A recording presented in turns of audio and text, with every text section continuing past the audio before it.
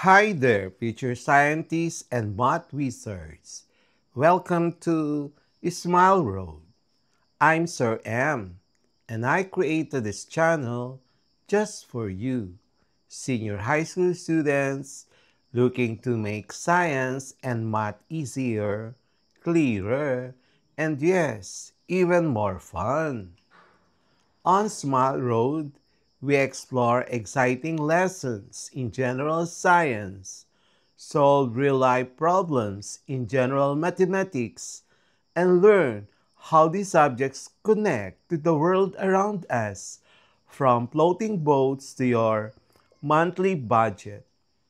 Each meeting, I'll guide you through lessons using simple explanations, real life examples, and even a few challenges to keep your brain sharp. Whether you're reviewing for exams, catching up on class topics, or just curious about how the world works, you're in the right place. Don't forget to hit that like, subscribe, and notification bell so you won't miss any of our learning adventures here on Smile Road. So, are you ready to start this journey with me? Let's walk the road of knowledge with a smile. Our topic for today is about using technology to compute measures of central tendency and variability. This is grade 11 General Mathematics Quarter 2 about data and probability, DP. Again, our topic for today is about interpreting measures of central tendency and variability in data analysis. Our intended learning outcomes. At the end of the lesson, the learner should be able to identify appropriate digital tools, calculator, Excel, Jamovi, GeoGebra, and others for computing measures of central tendency and variability. B. Apply technology to calculate the mean, median, mode, range, variance, standard deviation, and interquartile range of given datasets. Introduction to Technology in Statistics. In modern classrooms and workplaces, the use of technology is essential for faster and more accurate computations, while manual calculation builds foundational understanding. Tools like calculators, Excel, Jamovi, and GeoGebra allows learners to handle larger datasets and focus more on interpretation rather than lengthy computation. Measures of central tendency with technology. A. The mean, the average. Using calculator, enter values and divide by the number of items. In Excel, use equal sign, average, and then the range of values to instantly compute for the mean. Jamovi provides mean automatically when summarizing descriptive statistics. GeoGebra can compute mean through its spreadsheet and statistics function. Median, the middle value.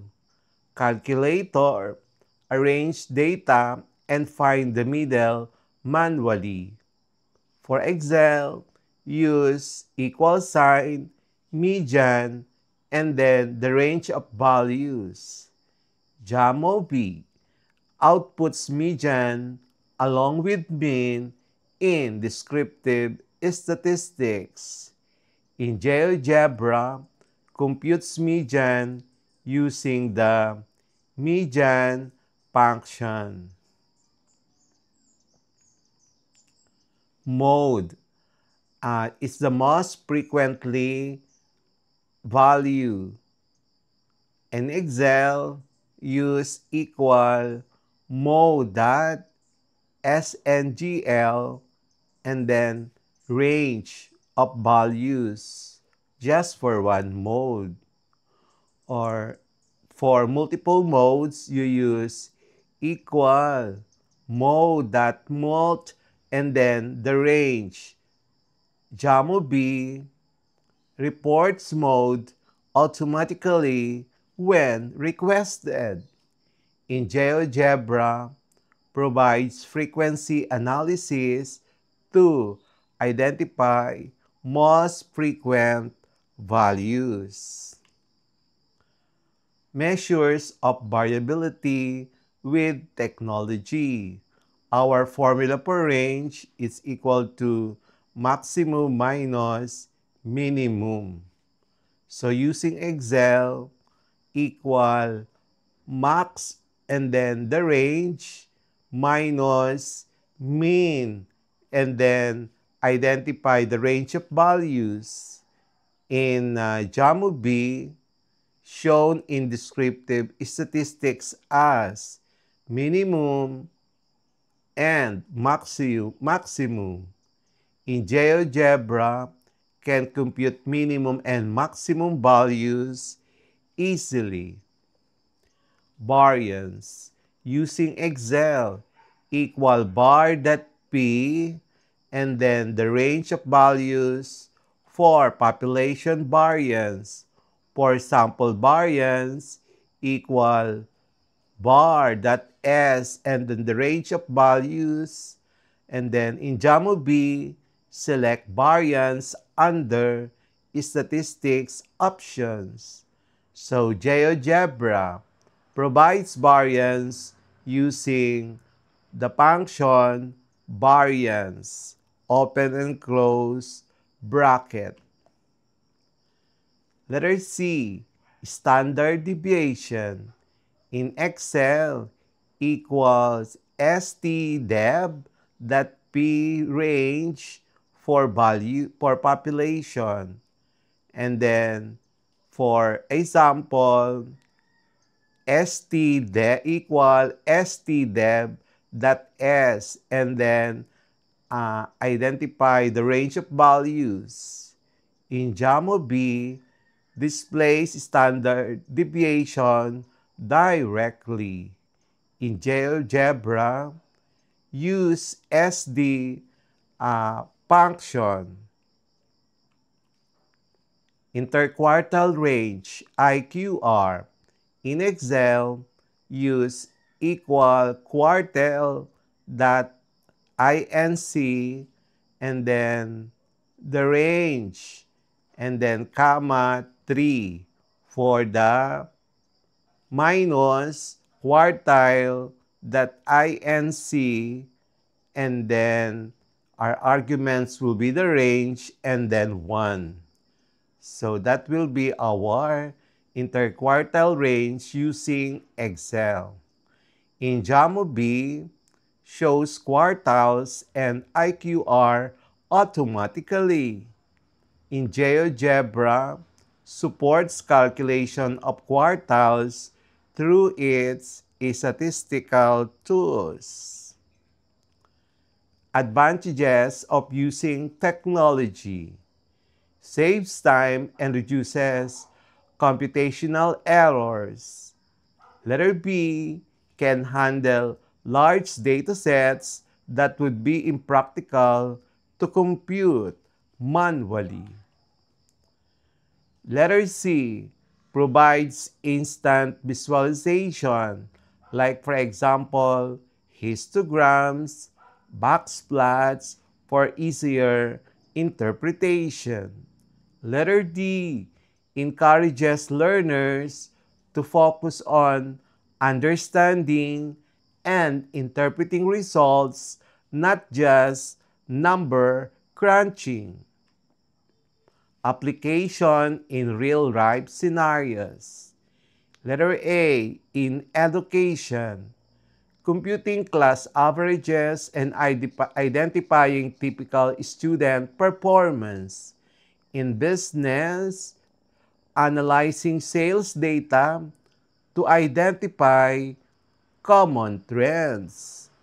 In engineering or science, measuring experimental variability for quality control. Letter D, health and social sciences, interpreting survey results and patient data. Our key takeaways: using calculators, Excel, Jamovi, and GeoGebra empowers learners to compute measures of central tendency and variability efficiently. Technology ensures accuracy, speeds up analysis, and enables learners to interpret statistical data meaningfully for decision-making in real-world contexts. In modern education and research, technology plays a crucial role in performing statistical analysis quickly and accurately. Measures of central tendency, the mean, the median, and the mode describes the typical or central value of a dataset, while measures of variability, which are the range, the variance, standard deviation, interquartile range, describe how spread out or consistent the data are.